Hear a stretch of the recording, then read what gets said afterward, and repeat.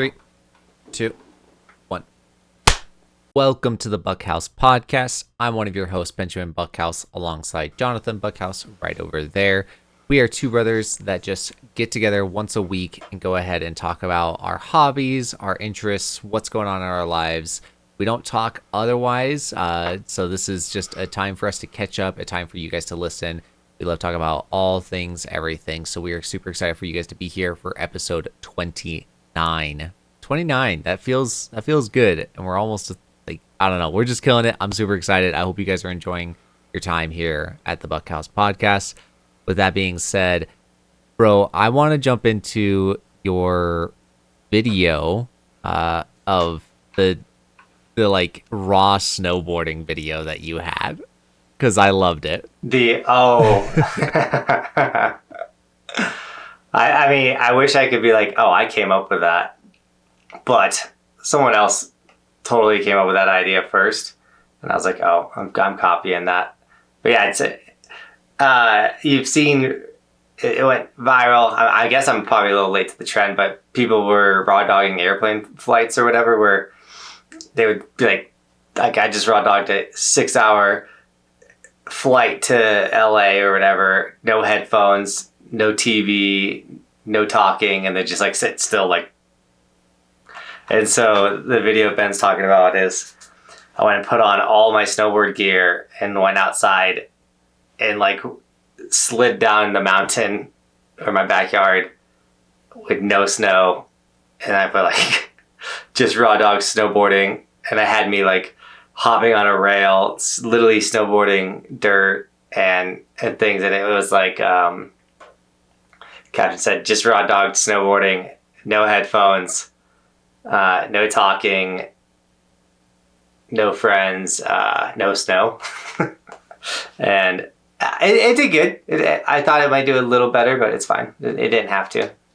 I enjoyed making it, and now I got some pretty rad clips of me, because I snowboarded way better than I thought I was going to ride with no snow. Watching it, bro, I saw that and I was like, this is great. And I didn't even really take into consideration that trend did happen and kind of was over. Because I saw it in other ways. I know what you, like, now that you brought it up, I know exactly what you mean by like the plane one. Yeah, like people would be like, I forgot my AirPods, so I'm just raw dogging this flight, and it's just like they're gonna be bored out of their mind or whatever. But now I've seen it in other ways where people would try to say it like the good old days of stuff, right? They'd be like the way that football should be, where it's no phones, no this, no that, just pure football, manlyhood and beer, like, or whatever, right? So I thought it was so funny. I thought you did such a good job with that. But I was going through your comments, and so many people were like, so many people said some funny stuff like your average rental board, which I thought that was so factual, so true. And then the other one was a lot of people were like, I mean, I would take that board. You don't have to go I was just like, that board is So thrashed. That's exactly what I was thinking. I was like, that board is probably so destroyed anyways that it doesn't matter. Yeah. No, if I could show, I should. It's so trash. I should put it on Marketplace for like $500, and that itself could be a meme. Or I know what I have. I know it's worth. I know what it's worth. This is quality. Still works great. Play the clip of me riding down.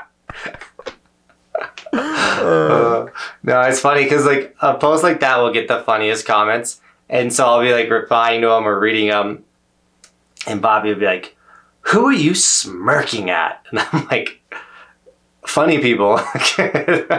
It's funny that you say that because so I haven't added to the collection in a very long time, but because I was doing the reselling business for a while, if you guys did not know, I was going to thrift stores, buying stuff and reselling it online.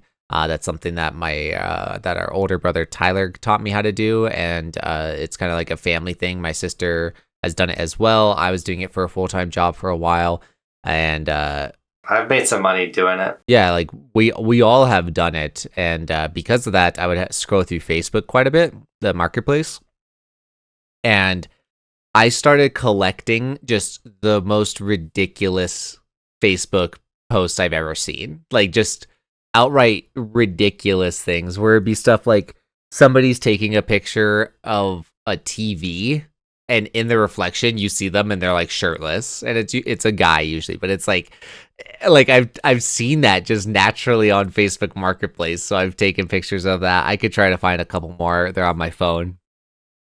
But no, the things I'll see on Facebook Marketplace are just they're so funny to me. And like I'll see this is more personal preference, I guess you could say, but like the blurriest images I've ever seen. Like a picture of a keyboard, but like the phone like the person like took the picture as their phone was like sliding and they just were like, yep, that's good enough. Like you can't even see what the product is. It's so funny to me. I don't know. People are wild on Facebook. They're wild. Yeah, I think that's what the internet has done. Is it's given you access to every human to ever exist on this planet. Where I feel like prior to the internet, you might have got the life of missing out on some. Not miss it. I don't know. You just you get to see it all nowadays, and no, it's even on like up where I live. There's a Facebook group for locals, and the funny thing is like people will move here, join the local Facebook group, and then leave. So like we only have a population of like 32,000 people where I live. I think it might be at 38,000 now, but the Facebook group has like 56,000 people in it now. So that like people have come and gone, and if you post in there, you're just asking for like a thread of 200 people just roasting you. It's pretty funny. There's a similar Facebook group down here in Colorado Springs called 719 Can't Drive. And that's our area code for our phones, and that's why it's called 719 Can't Drive. And that's sometimes it's actually a productive place, as in it'll tell you where accidents have happened. So they're not necessarily making fun of the accidents. Not always. Sometimes they are, but it's more so like, hey, there's an accident on Academy northbound. Just be careful or whatever. So it could be a productive group, but other times it is just people posting about like people that can't drive, and it's so bad.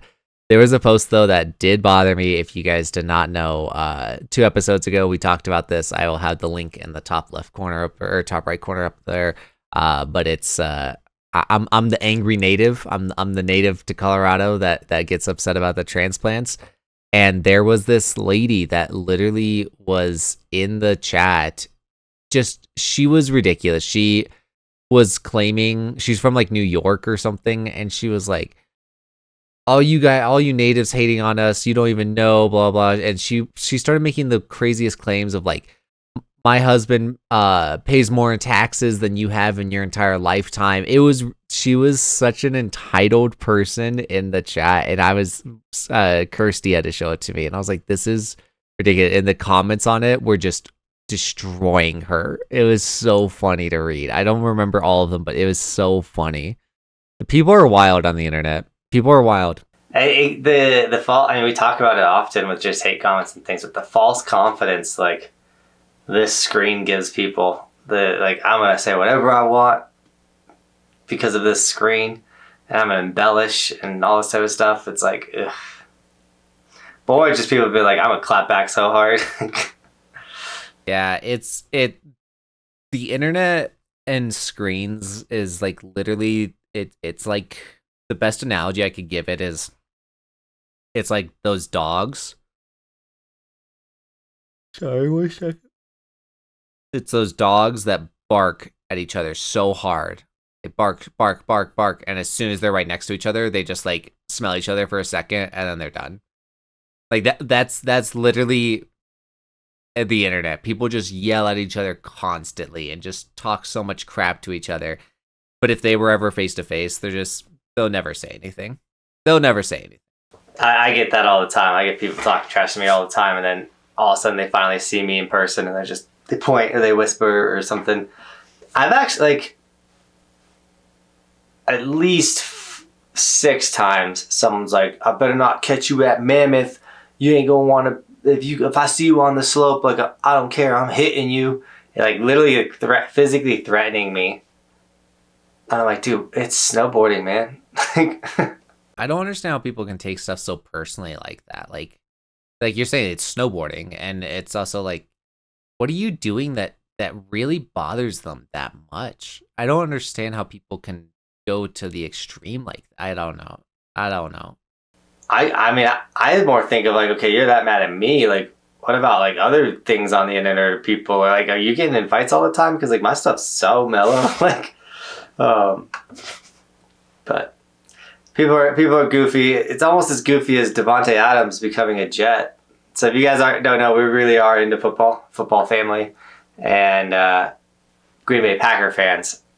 And so I guess it's funny because of Roman, we actually do root for the Jets a lot because Roman loves Aaron Rodgers.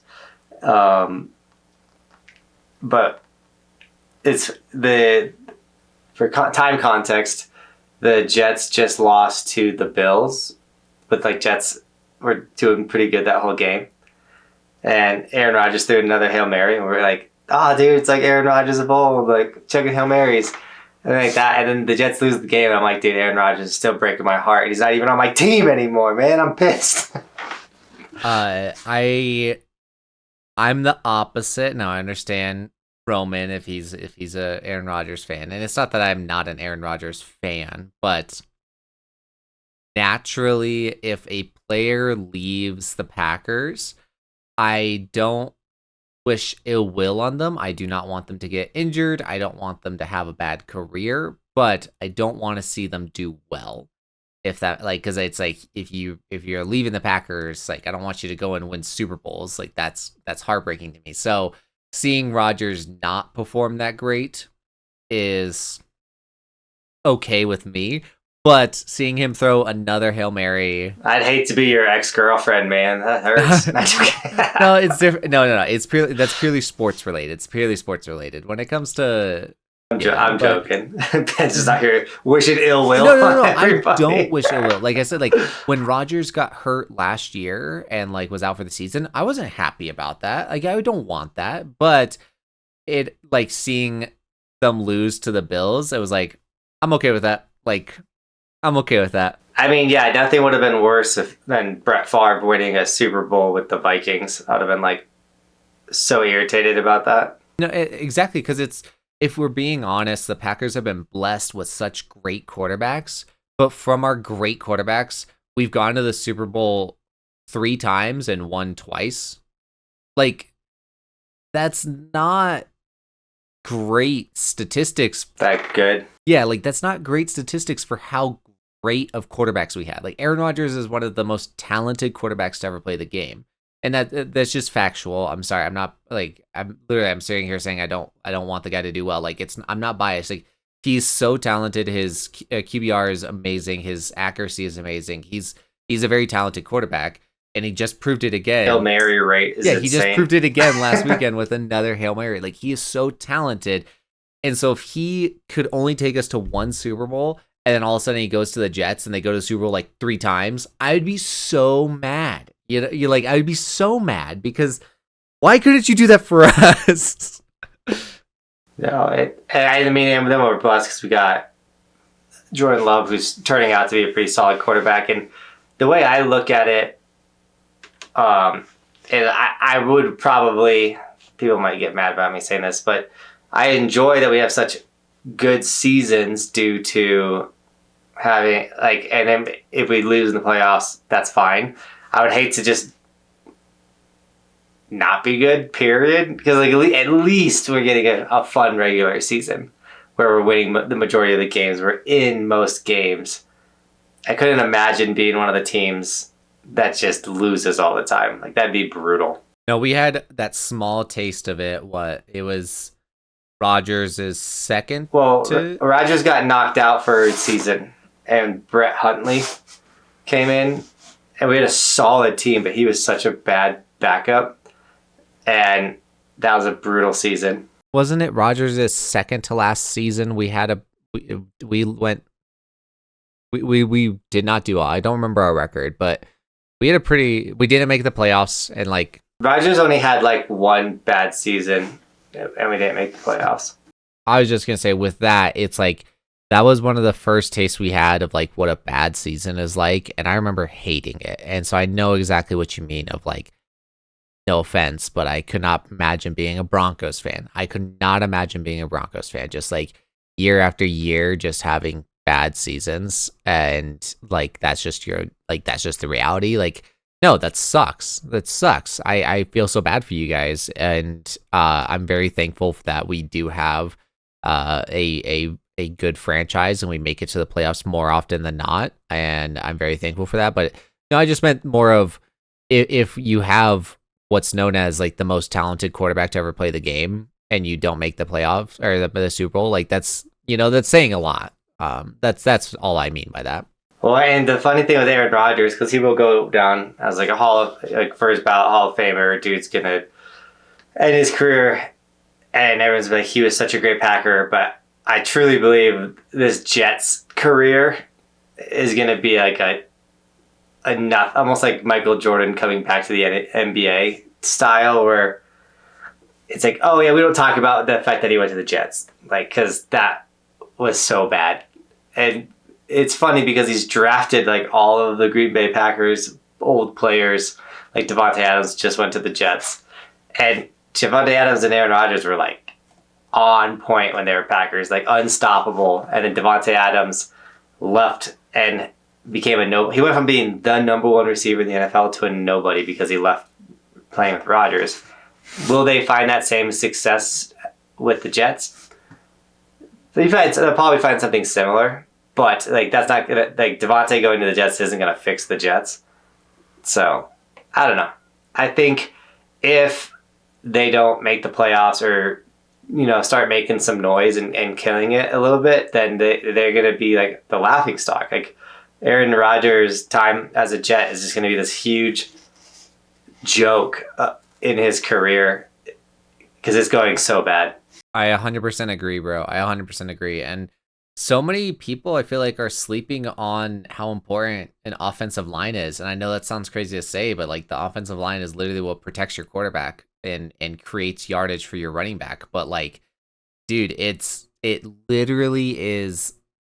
Rodgers has a terrible offensive line. Why would you think that putting a great quarterback in front of a terrible offensive line is a good idea? Like that's not how that works. And same thing with Caleb Williams with the Bears. Like that's just not how that works. An old good quarterback. Exactly. Like you can't put, going back to what I just said about the Bears, it's like, yeah, you got a young quarterback behind a terrible offensive line. Still not a great idea. But to put an 40-year-old behind a terrible offensive line, like you're going to get him hurt again. It's so bad. Yeah. Well, shifting from football, I think it's pretty crazy that both Donald Trump and Kamala asked to be on our podcast because we're doing so well. So thank you for 210 subscribers on the podcast. I didn't know where you were going out with that for a second. It's just obviously it's election season, so the presidents are it's cool to see. I don't want to talk about candidates or anything, but I do want to talk about, it's cool that podcasts have become the main source of the candidates talking to the people. Have you noticed that?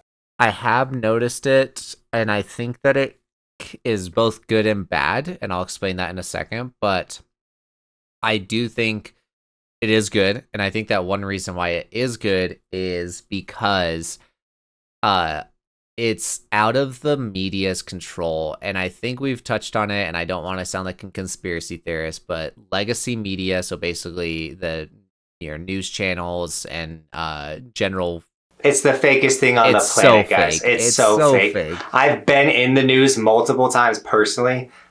The news is fake. I hate it. Legacy media is fake. Hands down.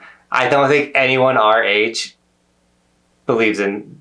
I don't even trust the weather. I'm like, this is propaganda, man. It's so bad. Legacy media is not a safe place to be at, and I've seen it in so many ways. And so Uh, because of that, I mean, there was that 60 Minutes conversation. I don't know if you heard about that, where literally Kamala Harris had them change an answer on her 60 Minutes interview because she wasn't satisfied with it, but it still got like leaked ahead of time. So like literally there was an interview where on 60 Minutes the guy like kind of asked Kamala a question, she answered horribly, and then the official 60 Minutes got released had a different answer. So once again, like I don't trust legacy media. I don't trust what's out there. And with that being said, What I don't understand is why are these candidates have such a time crunch? Or I know they're going place to place, things like that, but the whole point is to be heard from. And this goes for Trump and Kamala, but you'll be watching a podcast, they're getting asked a couple questions and like they're 30 minutes in and they're like, okay, I'm getting told I have to leave. It's like, why'd you even show up if you can't sit down and have like a hour long, 2 hour long conversation? Like, it's really confusing to me that they can't just sit there and like talk. Like, or the debates are these timed, short, like, all right, we're going to debate for an hour and then we got to go from this topic to the next topic quickly. It's like, why? Why can't we just talk about one of these main issues? It's so frustrating. And I'm really excited for the future. And I think a lot of people need to start having that mindset. And when I say the future, I'm talking about our age of politics eventually. You know, like when the 30-year-olds are now running for president, things like that. Because I think we really saw how, I don't want to say divisive, or like how, you know, this side versus this side, and it's all this. Because anyone my age I talk to, they're just like, why can't we just do the right thing to make stuff better? And why is it this so right, so left? Like, that doesn't work, and everyone's so frustrated about it. And I didn't mean to make that this podcast go a little political with my joke. But I'm excited. I think things are going to move to the better. I think we just got to get past this lot. We probably have like 2-3 elections before it really kind of, I think it'll iron back to just like America first and helping people across the board, and not just, it's clearly everyone's just trying to get money and doesn't care about other people. And I think that will go away soon. I think it'll get ironed out. there's a lot for me to catch up on real fast. So I 100% agree. I hate the division that has been created in the United States because of politics. I hate it. I hate it so much. I think we've talked about it. It's not about winning or losing. It's about doing what's right for America, and I really do hope that that's what the future brings. I really do hope that that's what the future brings. So I'm right there with you, bro. But the other thing is we talked, or you were talking about time limits. I think that the time limits come from logistics and technical, or like logistics and just like kind of timing issues. As in, like, yeah, I don't know exactly what you're speaking to, but from a different perspective, I could see it as like maybe they have planes or flights booked. They have schedules made, they have like places to be, and then it'd be like, well, we got to this one late, so like, sorry, I can't give you the full 60 minutes. I can only give you 30 minutes because like I have to go to the next one. And the reality is it's like you can't let it be a domino effect where it's like, well, this one made me late, so I'm gonna stay the full time for the next one. That makes the next one late, and the next one late, and the next one late. Like, you can't do that. It's like, hey, I'm sorry, but you're getting the short end of the stick, but then everyone else is still gonna be on time. And that's just, it's like a better of the good like reality. So it's unfortunate, but that's kind of like what happens. When it comes to the debates, I think it's a financial thing, as in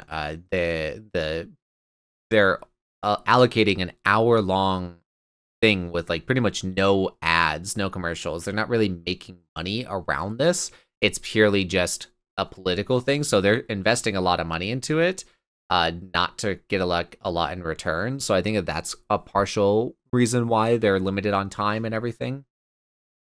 And then going back to what I said about like the good and bad of these people going on podcasts, We do have the news up a little bit, and I really hate. I don't know. I love and hate that we have the news up. I saw something that just was so disheartening. It was an American family talking about their son that was one of the people held captive in Gaza, and he was executed, and they were just explaining it, and like I was literally heartbroken. I was so heartbroken hearing about it. It was miserable to listen to.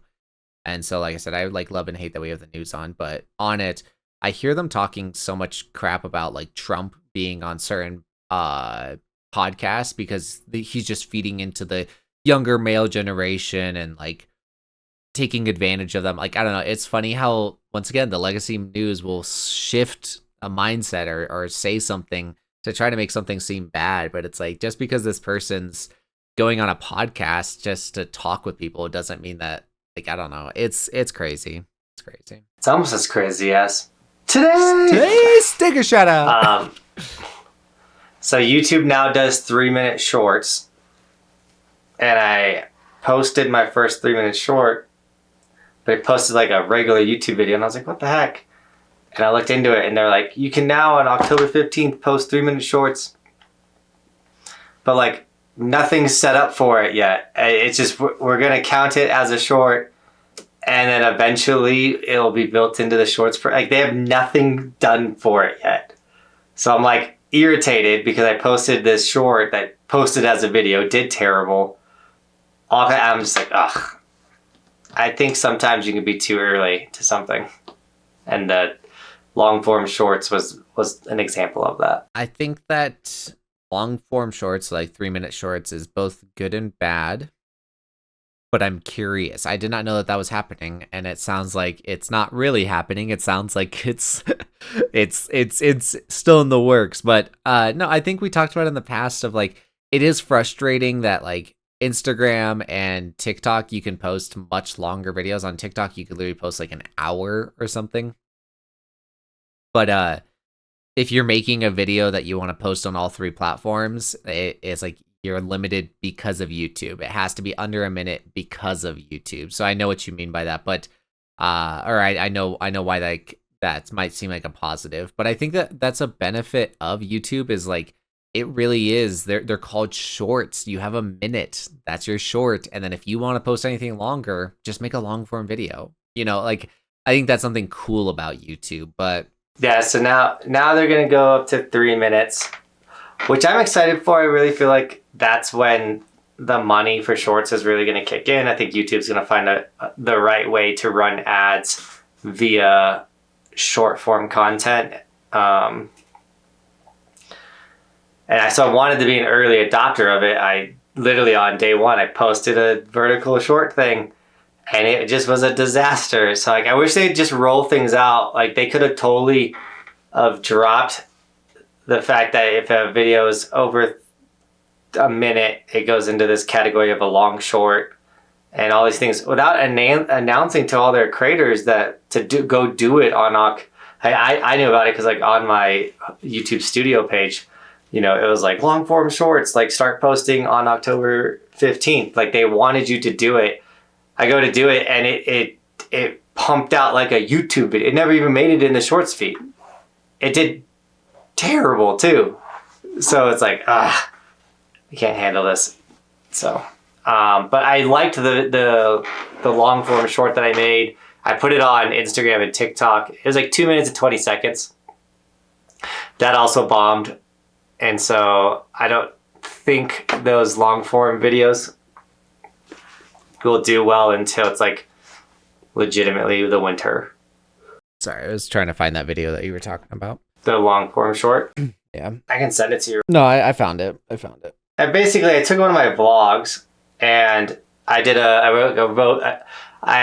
took the general synopsis of the vlog, or the key points, and then I wrote a little script, and then I like did a rough cut of the clips from the vlog, and then I recorded my voiceover, and then I mixed the voiceover in with the vlog footage, but also like me talking in the vlog and stuff. So I thought, like, you know, it's like it was almost 2 different levels where like I was challenged by Kenny to hit this C rail, and Kenny's like, "Hey guys, how far do you think Jonathan's going to get on this C rail?" But like those were two totally different times in reality. Does that make sense? And so like I liked how it went. Obviously, it was the first one I made, so it can improve. It could get better. But they tanked. 8,000 views. Something I noticed about that video right away, because I loved the idea, bro. I really did.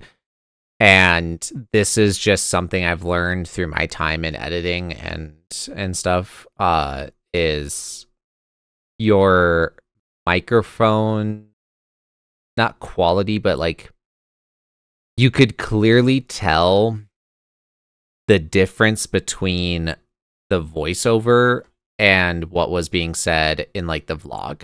If I would have went outside and recorded, it probably would have sounded more similar. I don't know why the audio in my freaking studio is so wild. You can even just tell the difference between me and you and our audios. But like my office still sounds echoey, and I got carpet, I got a rug, I have sound panels, and it still just sounds like I'm sitting in a bathroom sometimes. And I'm like, what is going on, man? Microphones, because I've got so much experience with them, and what I mean by that is I've purchased a lot of different microphones. I've used a lot of different microphones. You're a singer? I'm a singer. No, I've used a lot of different microphones. I've done a lot of research on different microphones. I worked at Best Buy for a while, so I had to do a bunch of research. Like the microphone sells it, and that's why when I kind of noticed it on your video, it's because I'm kind of like I guess you could say an audiophile, or basically like I'm pretty picky about audio. Musician. You're just throwing stuff at me and seeing what sticks. No, I'm pretty particular about audio and stuff, and so that's something I noticed. But no, it's you obviously can't recreate that environment in the sense of you can't go to a carpet place that's a carpet that's raining. Like you can't recreate that just randomly, especially when that's in West Virginia or Virginia, and you're over here in Colorado. Like that, it's just not the same. But trying to emulate it as close as you can is there. The other thing I noticed, and it's such a the other thing I've learned about like shorts and reels and everything is it's the minor things. I think that you could have brought a little bit more energy to the to your voiceover. Something that I always take into consideration when I was doing sales is your customer is only going to be half as excited as you are. And when I was listening to that, it kind of felt like you were reading a script instead of like having emotion and having, energy into it and being like. No, absolutely. Because one, I recorded it, I think like around this time of the day. So hopefully we have energy for this podcast. But I was like, it was one of those where I was like, yo, I'm doing this. And so as much as I wish I was more prepared for like, oh, it's October 15th and this needs like, I've had this script for days and I recorded it days ago. It was like, no, it's like, this is the day, get it done. And then, so I did. So I recorded it super early. So I know what you mean exactly about the energy. I also, if I would have went outside, but it's like pitch black and cold out right now, so like going outside wasn't as like the middle of the day going outside because I did all of this between 3 and 7 a.m. And then I also started with like the Battle of the Sea Rail, which to someone that loves snowboarding, that's interesting. But what I've learned over my years with snowboarding is people love when you're good at terrain park riding, but they don't want to watch you do something that's not relatable. So like carving the snowboard or riding the snowboard on a run is really all people care about. And like, then when you go to terrain park riding, that the amount of people who care about your riding like shrinks probably more than half. So like, when I'm like, hey, I was challenged to do this park features, most people are like, I don't care about that. But that's really what happened, so I went with it. And once again, this whole thing was a test. So like all this feedback you give me is great because exactly, I'm like, okay, next time like voiceover has to be outside. That's how I'm gonna get the closer, make the sound closer, getting some wind in there, getting some, just background noises will make my audio sound closer to the vlog. Coming with more energy, absolutely. all that kind of stuff. So I appreciate the feedback, and yeah. So I think this podcast and sorry, not to you're good. Chuck, but I was just gonna say the if you take anything and what I like to do, and we do it with this podcast and in general in life, if you want to do something, there's nothing better than just starting, even if it's not perfect, and then getting better as you continue. So that was my first at bat with it, and I know I can make that style of video now. How do I make it better? Got it. Let's keep it improving.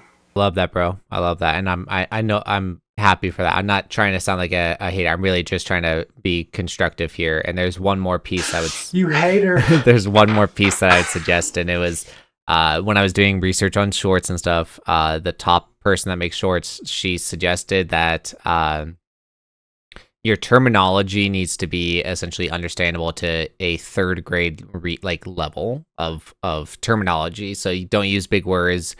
Stuff like that. I'm not saying that you were, but I think that's something that you can take into consideration is jargon. That's a word I've been using more, and that's like you're saying the battle of the C rail. So if you want to, you've got two different audiences essentially that you were talking about. The audience that understands park riding and wants to see people do crazy stuff, and then there's the audience that's like, I just want to see you carve a snowboard. The audience that I just want to see you cover snowboard is probably the audience that you should be aiming for, because those are the ones that just generally there's more of them, and then also there's more of them, and like they're also there to they give you those views, right? The majority of your views probably have come from that audience. And so with that being said, instead of saying battle of the C rail, it could just be like, I attempted to hit this this rail, like it just get rid of like C rail. Don't even talk about the logistics. Don't talk about the technicalities. And I know that as a snowboarder, as a park rat, but like, you know, as somebody that is good at snowboarding, as somebody that has been doing it for almost 20 years now, that's like not the way that you see it. But if you just take a step back and try to see it, like, how will a mass audience understand this? And just go at it with that approach, take out that jargon, take out those technicalities, and keep it as simple as possible where anyone can understand it, even somebody that doesn't snowboard. Because there's maybe people listening to this podcast that doesn't know what a C rail. Basically, it's a rail that just goes in a C shape, and it's difficult because now you have to use your body weight to balance it against that curvature to the rail and stuff, right? That's stuff that you guys may not know. And so just kind of eliminating that feature or that part of the video will make it accessible to more people. Well, yeah, no, I never thought about that. Like, hey, when you make a short and you want to explain something, explain it like you're talking to a third grader. Because the way I could have done it is like, the intro started like, it was like the other day, my friend Kenny challenged me to complete this 30-foot C rail. So it could have easily have been like, hey, or like, the other day I was challenged to complete this 30-foot rail. That's way more. And then I had a B-roll shot that really showed the bend of it. And so I could have played like me attempting it twice, and I could have been like, the reason why this was a challenge for me is this is a rail that's bent in the shape of a C, and then had the B-roll shot of it bending, and then just be like, this really raises the difficulty of this rail. And then played a couple more shots, and then like, I gave up on trying to hike it, so then we just went to just ride the mountain, and I was going to do it in the run. And then I got it like the next, like 2 runs down, I completed it. So after you said that, my brain totally went to a whole different way of restructuring that as if I was going to be talking to a younger one. So I'll keep that in mind when I go into content going forward. I haven't heard that, like with the shorts, almost. It makes sense, like, because one, there's a lot of third graders that are swiping on shorts, but two, once anyone's learning something, the more broken down and simpler it is, you know, it's more easier to digest and figure out. So I like that. Yeah, and you'll start to see it more and more, because I think I told you, I don't know if I sent it to you. If I haven't, I need to, but I watched about like a 35-minute Q&A podcast with this with like a YouTuber and like the guy that ran the podcast, the YouTuber, and then it was this girl. She's like 19, maybe 20 years old now. and she is known as like the YouTube Shorts queen. Like every video that she makes goes extremely viral, and so it was him just like interviewing her, asking questions about like how to make a good short, how to make a short go viral and stuff. And so this is where I'm getting my information from, was this particular podcast. So I'll have it linked down below. I'll have like everything up on the screen, and then also I'll send it to you, bro, because it's an incredible podcast. It's an incredible thing to listen to if you're into content creation. And in there, she talks about like the third grade reading level. And I believe that she was saying that even Mr. Beast is like, it goes younger than that, because like, he's really trying to hit a mass audience. He's trying to get the younger kids. He's trying to get anybody that will understand it. He's getting people from different countries that don't even speak English. So for them, you may be a 20-year-old that's learning English, but that's all that you understand is at a first grade reading level. That's fine, but like that makes the video more accessible to people, you know? So just trying to simplify it as much as possible is the best way to do it. No, that totally makes sense. I have some strategies too for like if I want to make a short do well, or like yesterday I had a short hit 300,000 views, and I knew it was going to do well because it's the portable hand-holding tow rope, and it's so unique and it's so eye-catching that I know that if I use that as my intro clip in a montage of other clips, same thing with like the electric snowboard or me just stepping in my clues, this new way of doing something that's common, you know, like all of a sudden someone sees me on a snowboard, but it's got a big tire on the back and it's propelling me forward. That catches people's attention. All of a sudden, like, I go from being on a snowboard, holding something in my hands, and I'm shooting up the run. People are like, what did I just see? So, like, you know, and thankfully because of YouTube, I've got these very unique items to grab people's attention quick, and then can hold them through the giveaway post that I'm doing or the announcement of a new sponsor or things like that. So, what I'm getting at is like, if I'm like, yo, I need some attention on my Instagram. It's been a couple of days and nothing's kind of popped off. Like, thankfully we're getting pretty decent views right now. And obviously it's October, so like all of that's going to ramp up very soon. But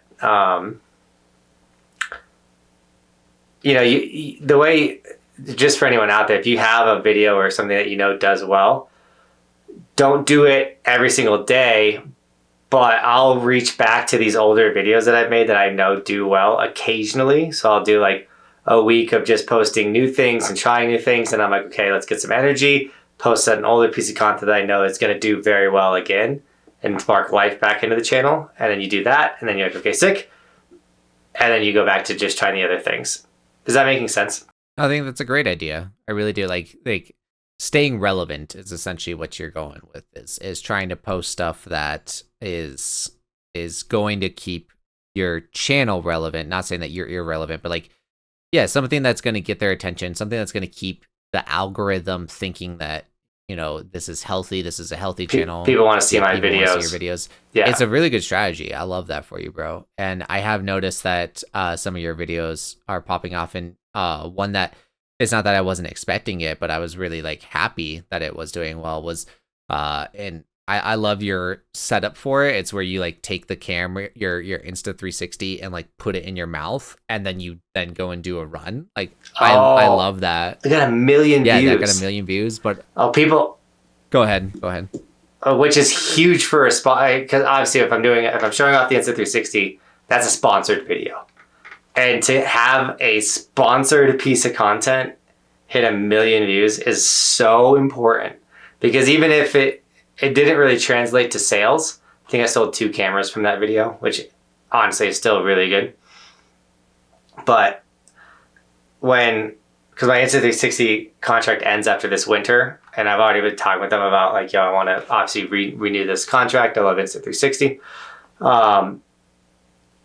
But when it's all said and done, being like, yo, I pulled in 5 million views on just Instagram or something, you know, like I brought awareness. Maybe I didn't sell the camera or didn't go through my link, but like I built your brand this much. I know that when I was working at Best Buy, I would talk about Insta360 for you, bro. And like that might have equated to sales that they don't see on paper, but because I have personal experience with Insta360 through you, it's not like I was like, "Oh, my brother likes this camera, you should do it." It's like, no, like I see your content, I'm like, it looks amazing. Let me show you. And I'll like show them your videos and stuff. And they're like, "That's insane." And I'm like, "Yeah, exactly. Like you can do crazy stuff with it. Like look at this photo. You can't even see the pole." Like, like that type of stuff. I'm like, this is a great camera. So it's like that awareness side of things. I'm a great example of that. Is like I was aware of Insta360 because of you.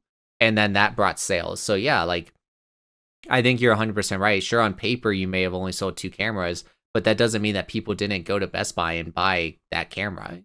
So that's awesome. I hope that they see the value in that, bro. Have you thought about? I was gonna say the strategy with the mouth. So like, once again, eye catching. How are we getting people's attention? You shoving a camera in your mouth is gonna get people's attention because one, it's a weird mount. Two, so many people are like, I wouldn't do that, or you're gonna bust your teeth out. Like they want to say things like that. But that one I knew was gonna do insane as well because it was raining. So it was like puking rain, like on a level like that wasn't. It was hurricane rain essentially. So it was coming down, and then it cuts to the riding, and so like I not to be like I knew because you could have a good feeling about something, but I didn't think it was gonna get a million views. But I knew that specific because I've been doing a couple ones prior that did well, and so I was like, oh. When it started puking rain, I was like, yo, and I had the mouth mount. I was like, I got to get my phone out and I got to get this shot of it, me putting it in while it's raining hardcore. That's great. I'm happy that, like, because I didn't expect the rain to be a big part, but I guess it is. I've got 2 questions for you. Well, kind of 2 suggestions. I know that one, you're going to be like, that's not my style. And I'm going to say that one first. Have you thought about doing the like meme version of that where you put it in your mouth, but then it shows like the fishbowl, like whole 360 view. So it shows like your face and what's in front at the same time. Do you know what I'm talking about? I've done that. Yes. Okay. I think that could be a potential. People didn't understand because they're dumb. People are like, I don't really like that angle. No, like the train kid. Have you ever seen the kid that loves trains? I don't think I have. Well, he puts the camera on his forehead, but then he fishbowls his reaction, but he gives him the goofiest looking face. So I tried that for the snowboard and people didn't understand. They really thought thought that was the angle. I think I was like, check out this rad snowboard angle, and I put the camera in my mouth and then it cut to just like my face. And people were like, it's not bad, or like they just didn't get it. But I do think it'd be hilarious, as you said meme, and you just sparked my idea for this. Put the camera in my mouth and then cut to me holding a selfie stick and doing a run. You could do that. I was also just thinking like you could title it like when you have the wrong settings on, like when you have the wrong camera settings, and then it shows you like doing something similar to that. So I think there's a lot of potential with it, bro, and we just have to figure out the right one. I'll try 2. I'll try the not talking, putting the camera in my mouth, and it cuts. It could even be like with it raining, use the raining clip, and then it cuts to me like ripping a PAL line or something. So it's like, what? And then also, it's like when you hit the wrong settings and you put it in your mouth and also it's selfie stick again. I think those 2 meme styles could. We'll give him a test run. I think it's funny. You kind of ruined my next suggestion by saying it, but I think that doing the similar, like pretty much the same exact concept, but when it's puking snow and it's a powder day and you're getting POW shots to the face, I think that would be a really good video as well.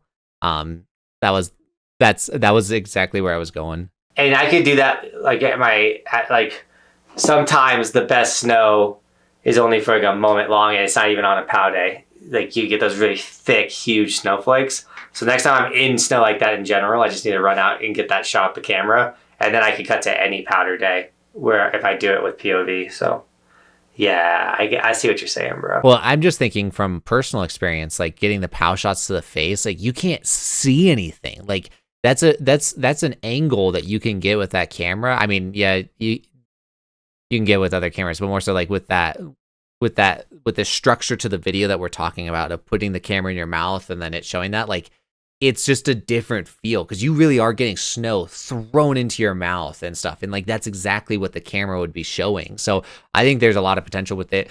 You are going to want to make sure you kind of double check the lens though to make sure it's not getting caked with snow.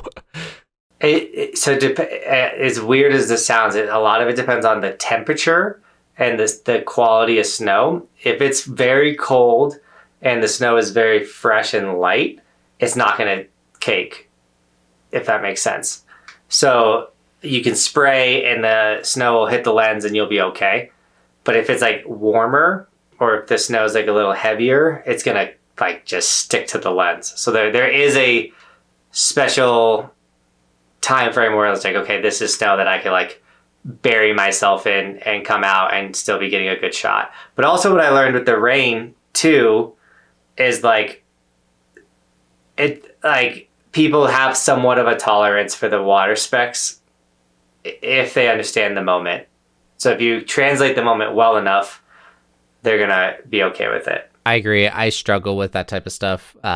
Personally, like I watched the whole video, but personally it's not a video that I enjoyed having the rain specs on. It does like, yeah, I would prefer if it wasn't on there.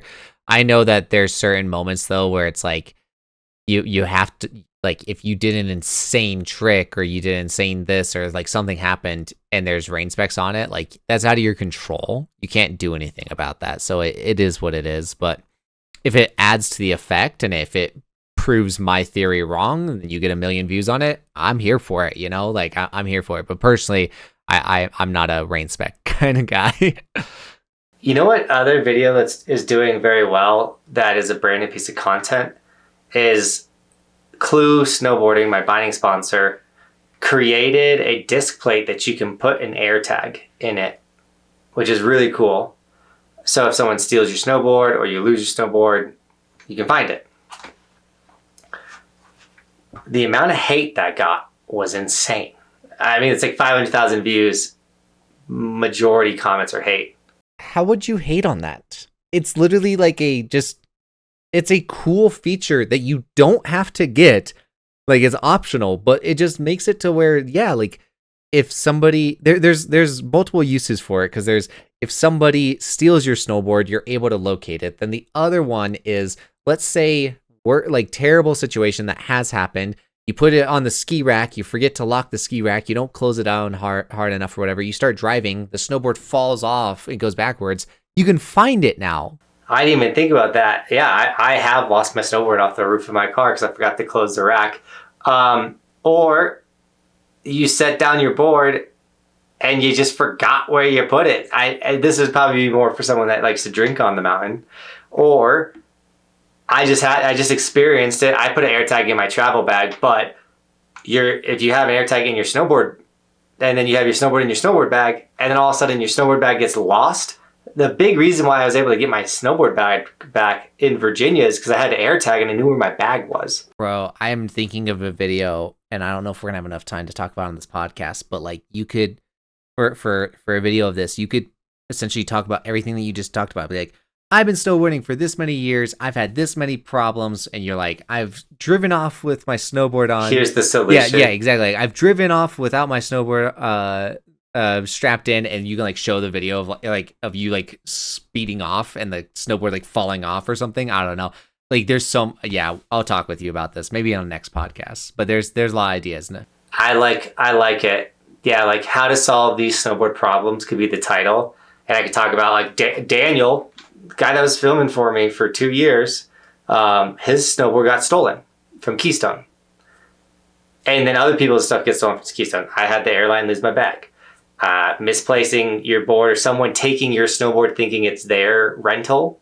Because it's not even like someone takes it on purpose. A lot of times, someone doesn't realize that they grabbed your Burton Custom and not their Burton Custom. But I replied to a comment yesterday, and I wasn't really clapping back, but someone was like, air tags aren't waterproof. And I replied, I was like, you don't snowboard on water.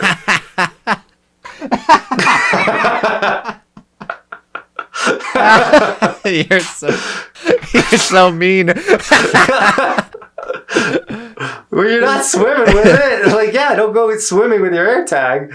Like, there's water involved with snowboarding, yes.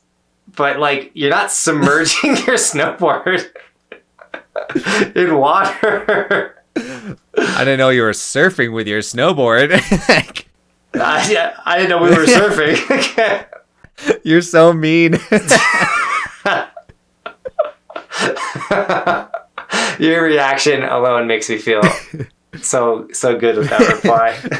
It's so mean. Oh, I love it. I love it. No, I could see that concern, but those bindings are so compacted through the screws that there's not enough snow that will get in and ruin it, you know?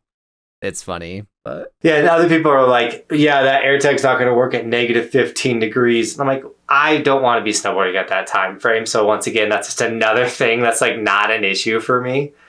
And I don't understand the human brain that's like, oh, the air tag's not waterproof, so this is a dumb idea. Or air tags don't work great in the cold. This is a dumb idea. Like, not everything is perfect. There's not like some people are like, just use a board lock. And I'm like, yeah, but you guys, I also mentioned the airport thing. And like this is a thing that can handle multiple scenarios. And you could put it in there and then just never use it. But it's a thing that you don't even think about. And so the amount of people are like, this is the dumbest thing ever. It's like, whoa there, buddy. Like, sorry, I insulted you by trying to show off something that I personally think is actually rad. So there's I'm going to be mean here for a small second, but there's there's some like kind of I forget, I don't know how to explain them, but I follow some motivational pages on Twitter, and they'll post kind of clickbaity things where it's like 15 images that change your perspective of life or whatever, and stuff like that. But anyways, there's a particular image I'm thinking of, and it's usually like it shows two people and you can see what their brain looks like, and it's like somebody that has a big brain, they're literally just like say they're smiling, and then somebody with a small brain is sitting there like shouting. And it's the analogy there is that like smart people tend to listen. Smart people tend to, they're not first ones to talk type of deal. It's the loud ones that usually don't know what they're talking about. The loud ones that aren't usually the smartest. And that is as I'm sitting here on a podcast, projecting my voice. But making everyone listen. Yeah, everyone listen to me. But no, it's like the people have the weirdest opinions. People that usually have the most strong opinions that may not be accurate are usually the loudest people, and that's exactly what's happening in your comment section. People that just think of like the weirdest, most nuanced things and can't just see it for what it is. They're going to be the ones in your comment section. Something that I hope I can articulate this the right way. But something that happened the other day is I had someone specifically say like, "God, Johnathan isn't handy with tools, or like isn't like this handy person," I'm actually extremely handy, but the fact that I was underestimated made me feel good, because in the last couple of years, I've had employees and I had them do all like I don't want to go grind and paint these rails. I'm paying you, so you go do it. Like you go build this tow rope, you go do these things. I had employees go do the stuff that's considered handy or needs to be done. So I stepped away from it and I was more doing office things, something like that. And people underestimated my ability to do things that were handy. And then I built that snowboard that you could ride in the road, and it was perfect. And like the person was like, "Oh dang, like you did a good job." And it was like, yeah, like I'm actually, but the fact that I don't know how I want to say this. Like sometimes it's good to be underestimated and like for people to not know all your cards. I don't know if I'm even saying this right, but I think you encapsulated it correctly. Like you don't want, yeah, like being underestimated. I mean, there's like two ways of seeing it. It's like you don't want somebody to doubt you, but yeah, being underestimated so that way you can prove them wrong is a good feeling. I know exactly what you mean, and you should have seen my face. I would say not even to prove them wrong, but you don't need to be like, I'm the best. Hey, look at me. I could do this. Does that make sense? Not to like, I don't need to run around being like, I'm great at with my hands. Like I'm this, I'm that, like boastful or. I see what you mean. I see what you mean. Yeah, like it's you'd rather not be like the once again the loudest person that's just like, look at me, look at me. Yeah, I know what you mean. But you should have seen my face when you were saying that somebody said that you weren't handy. Because from personal experience, when Johnathan and I lived in the mountains together, we lived in an apartment complex together, and this apartment complex was beat up. We remodeled an apartment that like with the tenant left, and we remodeled it. I did a lot of the painting. Johnathan did a lot of the tile work. We did a lot of the just handiwork. Like, yeah, I'd like being contradictory here. Like, we're handy people. We can do stuff. And so the fact that somebody's saying that you're not handy, I was like, what? Like, what? Yeah, that's funny. They're like, hey, if you ever seen Johnathan with power tools, I'm like, the other thing people don't realize too, like if you watch the video where I make the snowboard wheeled board, I purposely am goofy with stuff. Like I like walk up to the board with all the things and I drop it and fumble it around. Like I'm just clumsy. Like it's entertainment. It's acting. Also. Okay, WWE. But I think we've killed this episode though. I've really enjoyed this one, bro. I got a lot of feedback on my live stream about our podcast, and people loved specifically when we talk. We didn't do any of it today, but when we go into like religion and get deep and very philosophical. I can't even say the word. Philosophy. I can't say it either. Don't worry about it. But overall, I got good feedback on the podcast. And for anyone listening, please, once again, just give us feedback. Get in those comments. We love hearing from you guys. We love doing this. And I personally anticipate a ramp up in everything once like my personal YouTube channel is pulling in millions of views and we're promoting the podcast and things like that. So we're excited for the new listeners, but we're also very thankful for you guys that have been with us since day one. And the fact that this has become part of your routine and you're enjoying these podcasts. Big shout out to Ben, who once again is editing these, making the thumbnails. He's doing all the back end work. So give Ben a huge thank you. And I'm just so hyped that we're approaching episode 33. I won't tell you why until we get to episode 33, but that's the episode that I'm really excited for. All right. I don't know what's happening for episode 33. I'm excited now. But yes, thank you guys for watching. Thank you guys for listening. Thank you guys for commenting. Thank you guys for being a part of the conversation. Thank you guys for subscribing. We really do appreciate you guys. I'm excited for the future. And yeah, we'll see you guys in the next one. Peace. Peace.